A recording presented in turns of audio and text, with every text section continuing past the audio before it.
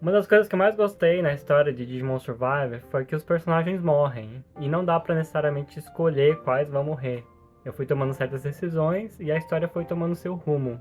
Foi muito interessante ver que eles deram um contexto profundo para esses personagens, para a morte deles. Eles estão no mundo paralelo digital, onde tem ameaças que podem acabar com a vida deles. Só que não são essas ameaças que estão acabando com a vida deles. Não são monstros ferozes que estão acabando com a vida deles. O que acaba com a vida deles é que eles estão sendo consumidos pelos seus próprios traumas. E colocados sob aí uma situação de pressão e de sobrevivência, esses traumas começam a aflorar e consumir muito, muito, muito a cabeça deles. Porque eles não estão em um ambiente seguro e confortável para poder fazer uma terapia e tratar todos esses traumas. Traumas não resolvidos, traumas de família, traumas de infância, traumas que vêm do passado e começam a ficar mais profundos, mais traumáticos no presente, devido às interações entre os personagens, devido à morte de alguns personagens, devido a todo esse medo.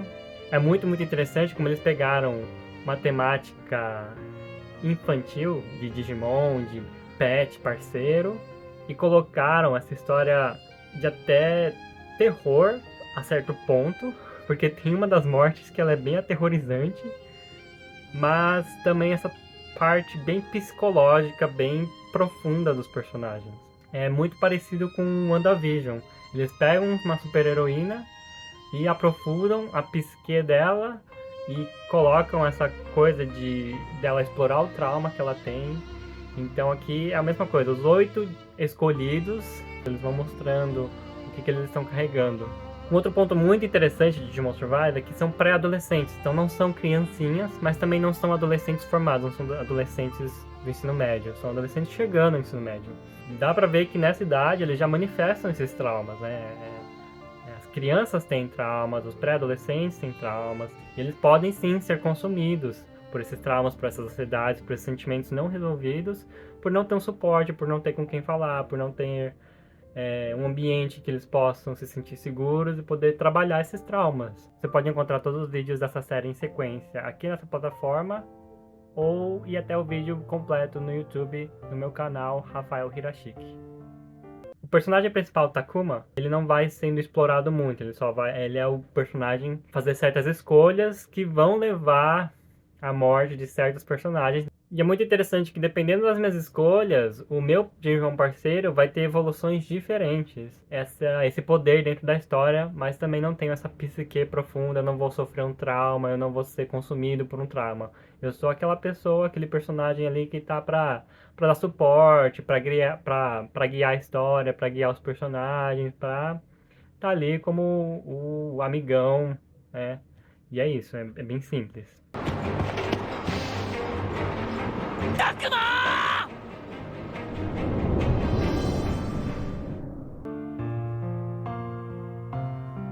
Você pode encontrar todos os vídeos dessa série em sequência aqui nessa plataforma ou ir até o vídeo completo no YouTube, no meu canal Rafael Hirashiki.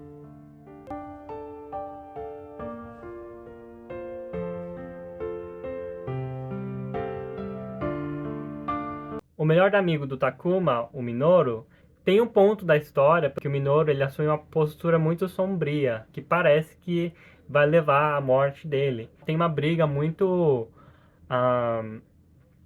deteriorizante até da relação dele com o parceiro dele. E é muito interessante ver esse personagem que é tão crianção, tão melhor amigo, tão inocente, tão brincalhão, sendo consumido pela sua própria ansiedade, pelo seu medo de ser traído e acabar maltratando o seu parceiro e ver que essa relação deles pode se deteriorar muito.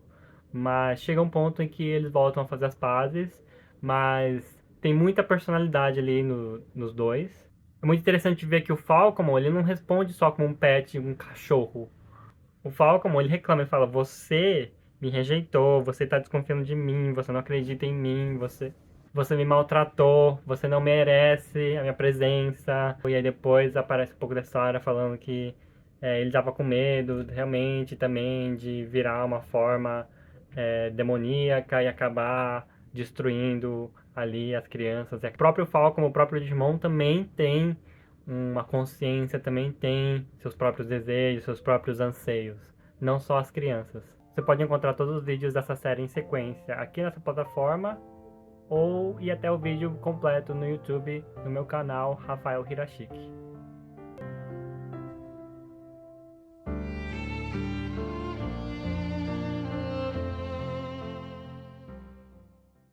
Spoilers, a Aoi, ela é considerada como uma figura de liderança, como uma figura de uma criança de 15 anos, sabe? Um adolescente de 15 anos, colocam muita responsabilidade sobre ela e ela não sabe como lidar com isso, porque é muita pressão, é muita coisa para um adolescente. E o sentimento da Aoi é que ela é uma pessoa que não tem poder, que não tem capacidade de conseguir salvar alguém, de conseguir ajudar todos os seus amigos, todas as pessoas queridas. E ela começa a ser consumida por esse trauma, por essa sensação de incapacidade, e ela quer, então, ter esse poder de poder salvar os outros, virar o ponto máximo ali de que ela tem que ter poder para conseguir controlar tudo, para poder conseguir salvar todo mundo. Então ela começa a ser consumida por isso. Então é um ideal bom que ela tinha, mas que se distorceu porque foi levado ao máximo, que ela já perdeu de vista a essência dela.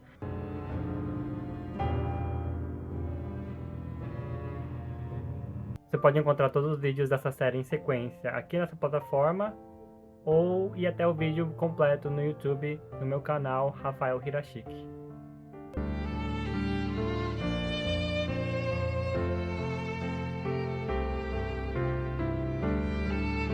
Spoilers, o Ryo é o primeiro personagem que morre. É inevitável. Tem o propósito de te mostrar, é muito impactante em todos os personagens. Então o Ryo é um personagem chave para toda a história do jogo. Quando a gente chega no capítulo do Ryo, é mostrado que ele é um menino traumatizado pela mãe. Mas não é porque a mãe era violenta com ele ou porque a mãe agredia ele. No hospital, quando a mãe dele estava internada, tudo que ele queria era ficar com a mãe dele. Ele queria a atenção da mãe dele. Ele ainda era uma criancinha. Ele queria ter esse contato com a mãe dele. Mas os médicos falavam pra ele, você não pode chegar perto, você não pode ficar com a sua mãe. Porque ela estava na UTI, então ele não podia ficar com a mãe dele. E dá a entender de que ele perdeu a mãe dele. Então, quando ele está sendo consumido pelo trauma dele, pelo desespero, pelo medo de estar naquele mundo perigoso, de poder morrer, tudo que ele faz é ficar chamando pela própria mãe, ficar chamando, mãe, vem me ajudar, ai mãe. E tem uma figura feminina que aparece, que lembra a mãe dele, mas na verdade é uma aranha demônio. Ele não teve como trabalhar esse trauma, que ele ficou carregando, ele não se abria para esses conhecidos, mas não eram tão amigos assim, então ele não se abria para eles. E aí, quando eu consegui salvar o Ryo, foi que ele começou a falar, não, porque eu tinha esse trauma com a minha mãe, eu ficava chamando a minha mãe, e é por causa disso, então ele se abre mais, ele volta a si, ele começa a se tornar um personagem muito chave na história. É muito interessante ver o desenvolvimento dele quando ele é salvo, e o desenvolvimento dele quando ele não é salvo. Porque o desenvolvimento dele quando ele não é salvo mostra o quanto ele está sendo consumido por esse trauma e que ele não consegue sair disso. Ele não consegue sair disso porque ele está numa situação merda. E aí vem que as mãos vêm e agarram ele.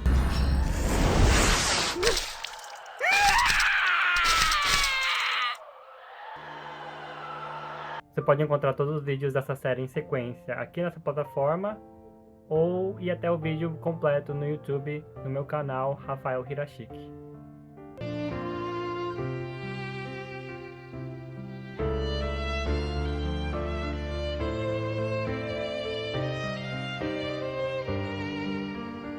Spoilers. A Saki, ela é uma criança, um adolescente que tem uma doença grave. Imagina o quanto isso não consome a cabeça de um adulto, quando o adulto sabe que tem uma doença grave. Agora imagina a cabeça de uma criança, de um pré-adolescente que sabe que tem uma doença grave, que precisa passar por uma cirurgia, que talvez dê certo, que talvez não dê certo, não é uma certeza. Então ela foge, ela começa a fugir dessa realidade, ela não quer enfrentar isso.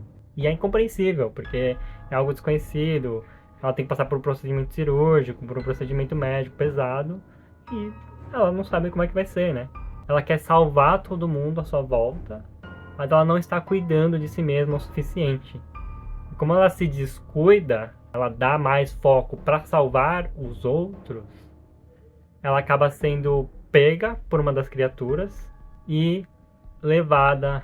Tentam agarrar a mão dela, conseguem agarrar a mão dela antes dela ser arrastada, mas ela, para salvar todos à sua volta, ela sabe que não adianta ficar se segurando, que ela pode acabar levando os outros consigo. Então ela se sacrifica, o que leva à morte da personagem.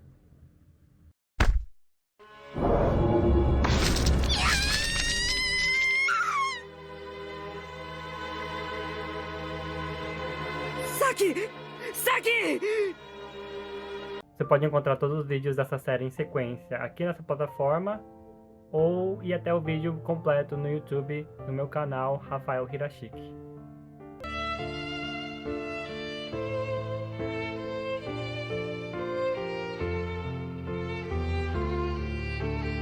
Spoilers.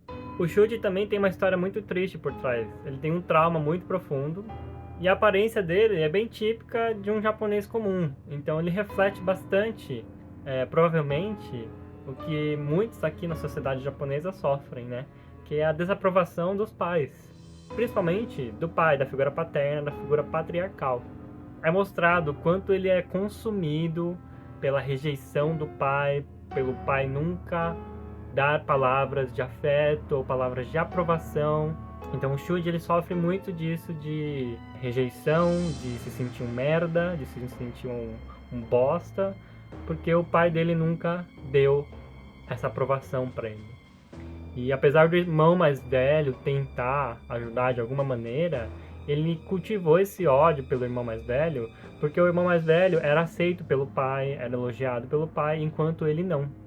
Então ele transferiu essa raiva também pro irmão mais velho. E o comportamento dele com o Digimon parceiro dele, porque ele se sente assim, ele trata o Lupimon com muito desprezo, como uma criatura fraca, uma criatura que não pode nada, e rejeitando, e só rejeitando, e desaprovando. Então ele trata o Lupimon do mesmo jeito que ele é tratado pelo pai. E a morte do Shuji é uma das mais, se não a mais aterrorizante de todas as mortes dessa história. Ele maltrata tanto o Lupimon, ele maltrata tanto, mas tanto, ao ponto de violência física, que o Lupimon acaba desenvolvendo para uma criatura maligna. Tudo que o Lupimon tinha de desejo, de querer agradar o Shuji, de provar pro Shuji que ele é bom, de provar pro Shuji que ele pode fazer alguma coisa, de que ele é um bom parceiro, se foi. E só sobrou a amargura, a tristeza e um mundo de raiva ali dentro, uma energia de ódio, que foi o que o Shuji transferiu pro Lupimon. O Shuji começa a ficar feliz porque ele conseguiu finalmente fazer o Digimon dele evoluir. Só que aí o Lupimon, tomado por essa energia, maltratado dessa maneira, violentado, come o Shuji vivo. É pesado. Pesadíssimo, pesadíssimo. Essa é a morte mais pesada da história de Digimon Survive. E é tensa. Eu fiquei chocado.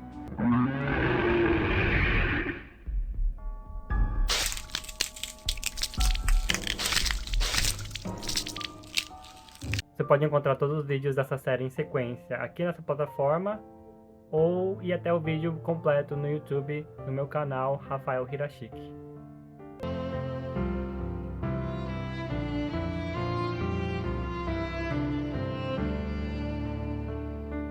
Spoilers. A Miu e o trauma dela acontece durante a história, não é uma coisa que vem do passado. Ela tem uma interação intensa com o irmão, que o irmão é super protetor, ele é super mega protetor num nível assim, que faz mal mesmo. Mas eles têm um contexto ali de que ele tem que ser protetor dela, porque os pais não estão presentes, então ele é o cuidador. E porque ele tem um amor muito grande de irmão. Só que a Miu, ela é uma menina inteligente, ela é uma menina que consegue ter uma certa independência. E numa parte da história, ela se torna a rainha dali de um parque de diversões. O parque começa a ser atacado e esses Digimons começam a morrer. E aí ela percebe que foi culpa dela. Foi culpa dela porque todos eles estavam tentando proteger ela. E ela não tinha essa noção do perigo desse mundo. Para ela era um mundo de fantasia ali, onde ela era rainha, onde ela tava segura, que tava tudo bem, ela podia fazer as coisas do jeito que ela queria, bem egoísta mesmo, bem coisa de criança. Ela é a mais jovem do grupo. Ela é uma criança no grupo de pré-adolescentes e adolescentes. Mas ela é muito inteligente, ela tem muita consciência. A partir desse momento ela desenvolve muito. É mostrado o quão inteligente ela é, o quanto as opiniões dela pro grupo são boas, mas ela ainda é uma criança também. Ela não é nenhum gênio. E a morte dela se dá por causa desse trauma que ela tem. De que ela tem que salvar todo mundo. E no fim das contas, ela acaba sendo pega por um dos inimigos, de surpresa. Enquanto ela estava tentando salvar todos os Digimons, todas as crianças. O Kaito tenta salvar a Miu, só que não dá tempo. Ela foi pega de surpresa. Todos eles foram pegos de surpresa. Estavam tendo uma infestação desses monstros. E o Kaito não conseguiu salvar a Miu.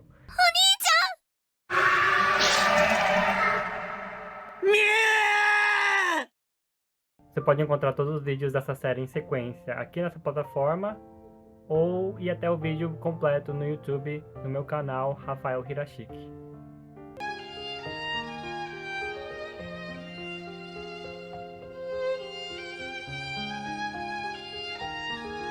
Spoilers. A morte do Kaito se dá porque a gente tem que matar o Kaito. Porque o Kaito, como perde a sua irmã, o Kaito perde a Miu, ele começa a ser consumido por esse senso de que ele não teve capacidade o suficiente de proteger a irmã. É aquela coisa do luto, né? Então ele é o personagem que ele é mais tomado por luto. Todos eles acabam sendo tomados relativamente pelo luto, porque perdem ali alguns dos parceiros, alguns dos amigos durante a história. Mas ele é aquela pessoa que perde um familiar, que perde uma pessoa amada, muito importante, extremamente próxima a ele. E ele é tomado por esse luto. E esse luto é o que leva ele a ser consumido, porque ele não consegue aceitar, né? Que é o primeiro estágio de superação do luto, é a fase da aceitação. Então ele fica nesse ciclo dos estágios do luto e ele é consumido pela massa de energia negra daquele mundo e para destruir tudo mesmo. É a história da destruição. Tipo, perdi a pessoa que eu mais amo, vou destruir tudo, acabou. Então essa é a história do Kaito. Você pode encontrar todos os vídeos dessa série em sequência aqui nessa plataforma ou ir até o vídeo completo no YouTube, no meu canal Rafael Hirashiki.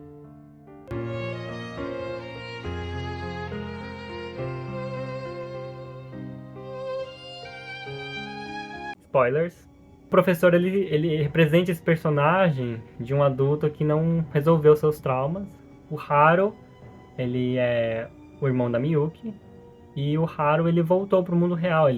O Haru e a Miyuki entraram no mundo digital muitos anos antes desse grupo novo entrar, desses grupos de 8 adolescentes entrarem.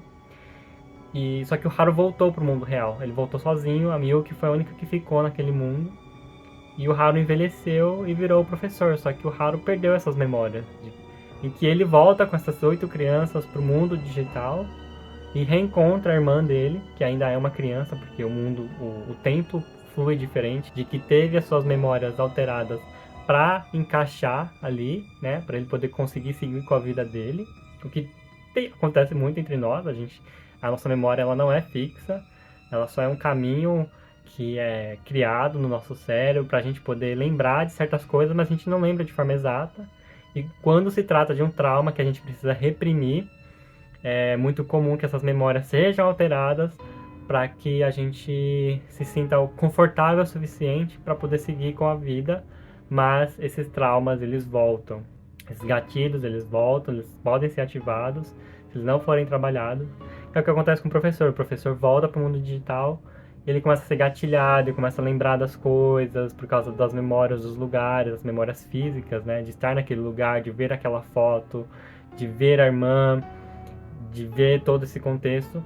Ele começa a lembrar e as memórias começam a ser colocadas de volta no lugar, mais ou menos, né? E ele começa a lembrar de que ele é o irmão da Miyuki, de que ele abandonou a irmã, mas não foi uma escolha dele, foi a irmã dele que mandou ele de volta para o mundo real.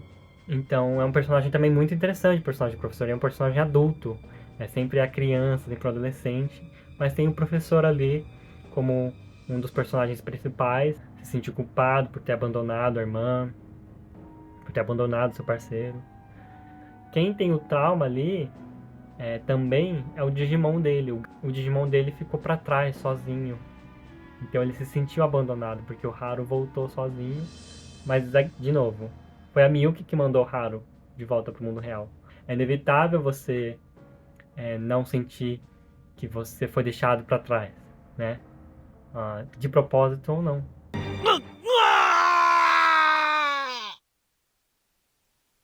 Você pode encontrar todos os vídeos dessa série em sequência aqui nessa plataforma ou ir até o vídeo completo no YouTube, no meu canal Rafael Hirashiki.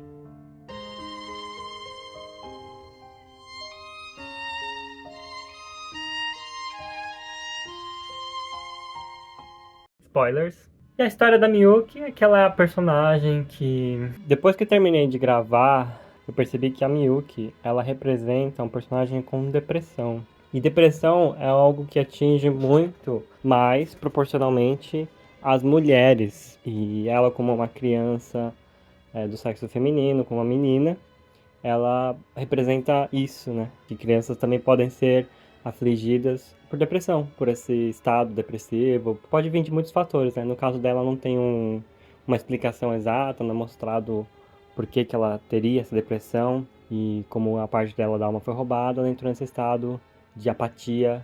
Tem muito disso, né? De que a parte da alma dela foi roubada, que a parte da vida dela foi roubada e ela represente uma criança que foi abusada de alguma maneira, porque aí essa energia maligna, que é chamada de mestre, né, na história, roubou parte da alma dela. Então pode ser que represente abuso, mas não é algo claro, não é algo retratado de forma óbvia. Teria que interpretar e ler muito entre linhas.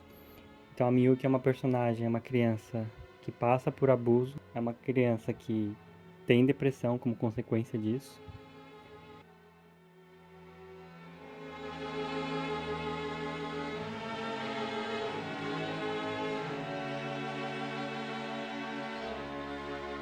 Você pode encontrar todos os vídeos dessa série em sequência aqui nessa plataforma ou ir até o vídeo completo no YouTube, no meu canal Rafael Hirashiki.